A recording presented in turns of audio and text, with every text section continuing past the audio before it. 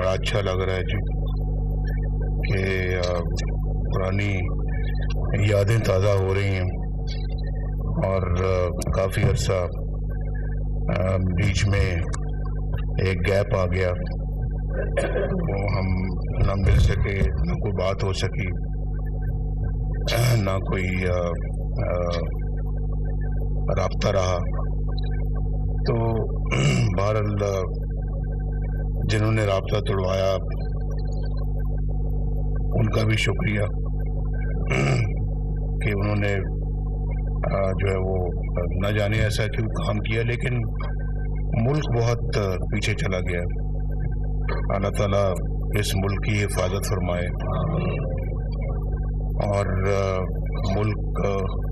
خوشحال ہو، عوام یہاں کے خوشحال ہوں۔ دنیا بہت آگے چلی گئی ہے، ہم بہت پیچھے رہ گئے ہیں، اس کا احساس اور ادراک ہم سب کو ہونا چاہیے، اور ہمیں اس بات کا بھی ضرور افسوس کرنا چاہیے کہ ہم کیوں دنیا کے پسترین ممالک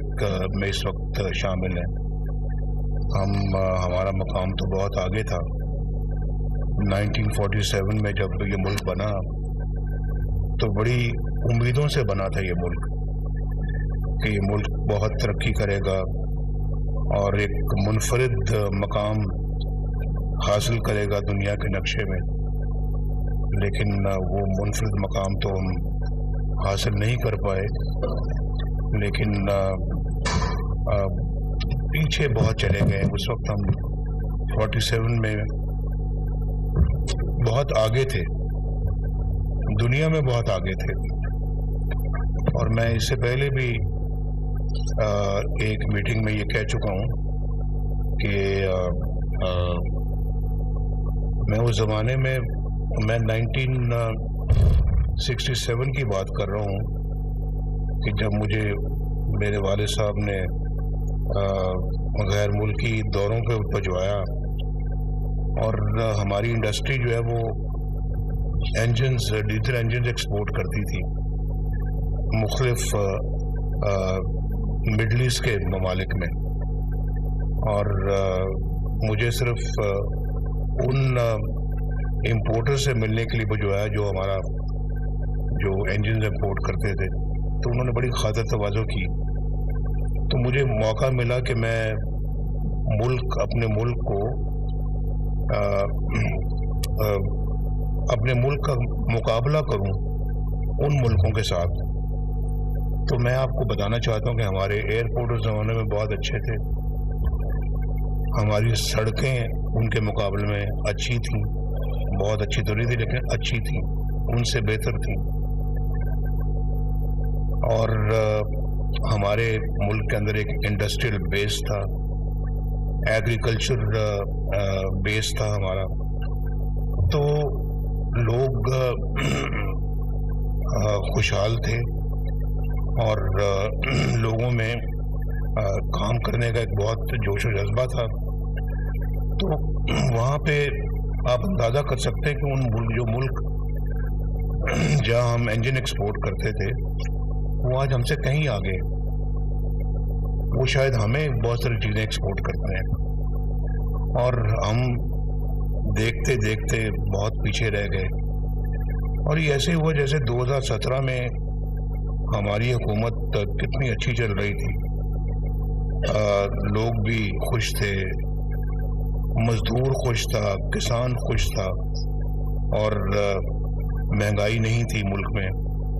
اور بجلی سستی تھی، لوڈ شیڈنگ کا خاتمہ کیا تھا، دہشت گردی کا خاتمہ کیا تھا، اس سے پہلے ملک ایٹمی قوت بنا تھا، پاکستان تیزی کے ساتھ آگے بڑھ رہا تھا، سی پیک بڑی تیزی کے ساتھ چل رہا تھا، اور ملک میں موٹر ویز بن رہی تھی، اور بجلی گیس کی کوئی کمی نہیں تھی۔ جب ہم آئے تھے تو 18 گھنٹے کی لوڈ شیڈنگ تھی۔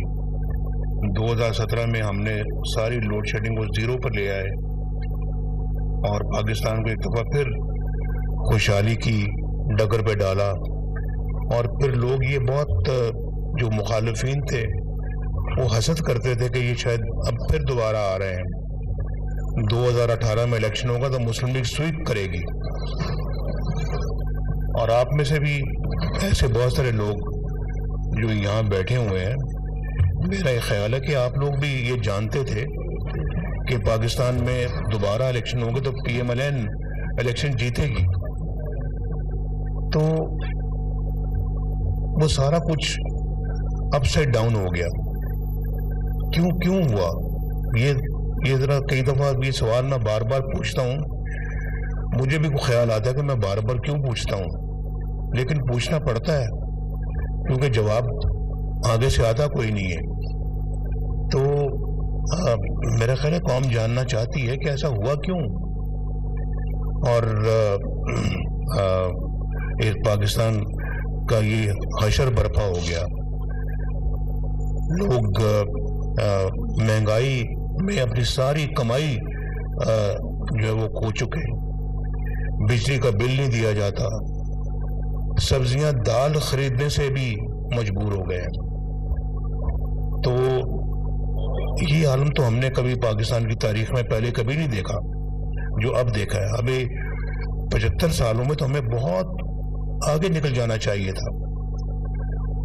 اور دنیا کہاں سے کہاں پہنچ گئی ہے، اور ہم چھوٹی سے چھوٹی چیزوں کے لیے بھی اپنے ملک کے اندر وہ چیزیں نہیں بنا سکتے، باہر سے امپورٹ کرتے ہیں. تو یہ بہت سوالات انسان کے ذہن میں دل میں جنم لیتے ہیں، اور کسی کا جواب ملتا ہے، کسی کا جواب نہیں ملتا. تو میرا خیال ہے کہ ہم نے خود اپنے ملک کے ساتھ بڑی زیادتی کی ہے. شاید اس زیادتی کے ازالے کا وقت اب آ رہا ہے. تو اگر آ رہا ہے تو پھر ہمیں اس کا ازالہ کرنا چاہیے اور ملک کو دوبارہ اسی جگہ پہ لے کے جانا چاہیے جس کا ہمارا ملک مستحق ہے. تو میں اپنی گفتگو شروع کرنے سے پہلے ہمیشہ یہ کہتا ہوں کہ آپ لوگ جو ہے وہ یہاں تشریف فرما ہے، ٹکٹس کے لیے آپ نے اپلائی کیا ہے پارٹی کو. تو انشاءاللہ پارٹی کوشش کرے گی کہ میرٹ پہ سارے فیصلے ہوں، اور آپ بھی دعا کریں کہ اللہ تعالی ہمیں میرٹ پہ فیصلے کرنے کی توفیق عطا فرمائے، اور اس کا فائدہ ملک و ملت کو پہنچے، اور پھر ہم سب مل کر اپنی ذات سے بالاتر ہو کے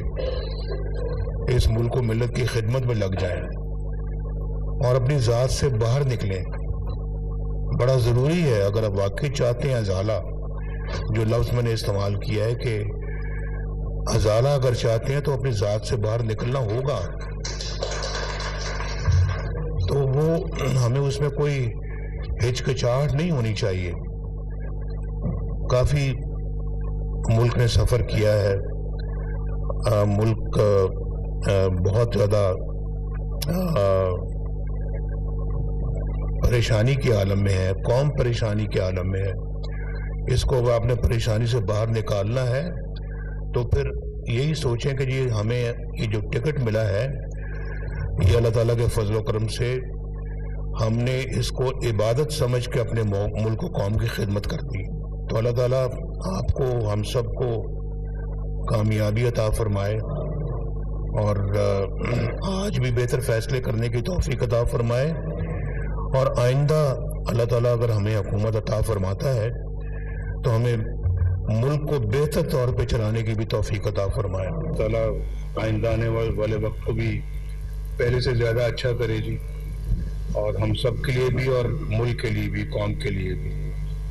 کیونکہ ہم سب سے زیادہ جو ہمیں چیز عزیز ہے وہ ہماری قوم ہے. تو قوم کے لیے اگر اچھا وقت آئے گا تو ہم سب کے لیے اچھا ہے، اور ہم سب اس میں خوش ہیں. اور پاکستان اگر خوشحال ہوتا ہے تو ہر بندہ خوشحال ہوتا ہے، ہر خاندان خوشحال ہوتا ہے، تو ہر فرد خوشحال ہوتا ہے، اور ایک خوشحال پاکستان بہت ہی ضروری ہے. تو ایک اچھا ملک، پھلتا پھولتا معاشرہ ہو، ترقی کرتا ہوا معاشرہ ہو، اور خوشحالی کی طرف چلتا ہوا معاشرہ ہو تو سب لوگ خوش ہوتے ہیں. کیا امیر تو کیا غریب، کیا متوسط، سب لوگوں کے لیے بہت ہی وہ اطمینان کا باعث ہوتا ہے۔ تو ہمیں ماشاءاللہ ہم اکٹھے بیٹھے ہیں، تو آپ نے جو اپنی درخواست دی ہے، اپلیکیشن دی ہے، تو اس اپلیکیشن میں آپ کو بھی اپنے ذاتی حیثیت سے اوپر ہو کے ملک و ملت کے بارے میں سوچنا چاہیے۔ ذاتی عزت تو ملتی ہے الیکٹ ہونے کے بعد، اور اسمبلیوں کے ممبر بنتے ہیں، کوئی وزیر بنتا ہے، کوئی مشیر بنتا ہے، کوئی ممبر پارلیمنٹ بنتا ہے، کوئی صوبائی اسمبلی کا ممبر بنتا ہے، تو بہت اپنا ایک وہ خوشی کی بات ہوتی ہے، لیکن میرا خیال ہے کہ اس سے زیادہ ہماری خواہش یہ ہونی چاہیے کہ ہم اللہ تعالیٰ نے ہمیں منتخب کیا ہے اپنی قوم کی خدمت کے لیے، اور ذاتی دیکھ بھال کے لیے نہیں، ذاتی اپنا ترقی کے لیے نہیں۔ ذاتی ترقی عزت وہ اللہ تعالیٰ ساتھ ساتھ عطا فرماتا ہے، لیکن آپ کا مطمع نظر جو ہے وہ پاکستان کی خوشحالی، قوم کی خوشحالی